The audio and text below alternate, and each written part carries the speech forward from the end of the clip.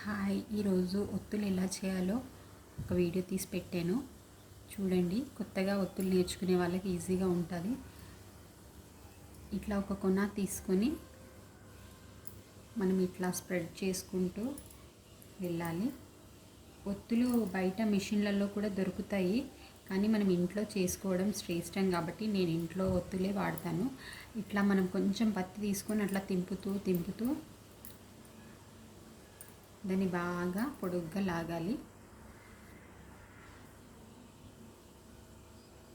బయట మనకి మార్కెట్లో దొరికే ఒత్తులు ఎక్కువసేపు దీపము కొండెక్కకుండా ఉండదు, కొంచెము కొడగట్టినట్టుగా అవుతుంటుంది. కానీ మనం ఇంట్లో చేసుకుంటే ఒత్తులు చాలా బాగా వస్తాయి.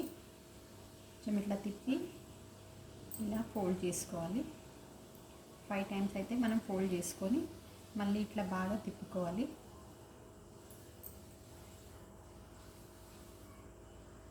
కుండలు ఇట్లా మంచిగా సాఫ్ చేసుకుంటే మనకి దీపం ఎంతసేపు అయినా రాత్రి పెడితే పొద్దున వరకు ఆయిల్ ఉన్నంతసేపు వెలుగుతూనే ఉంటుంది. చూడండి ఎంత బాగా వచ్చిందో. ఇంకొకటి చేస్తాను చూడండి. ఇట్లా కొన పట్టుకోవాలి.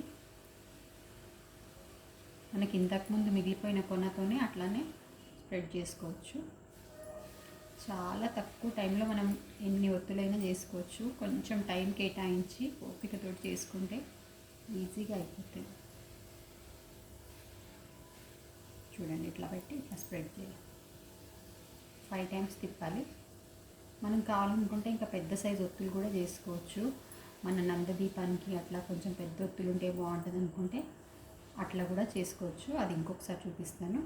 ఇవైతే చిన్నవి మనం డైలీ చిన్న దీపాలలో పెట్టుకుంటే మంచి ఒక రోజంతా వెలుగుతుంది దీపం.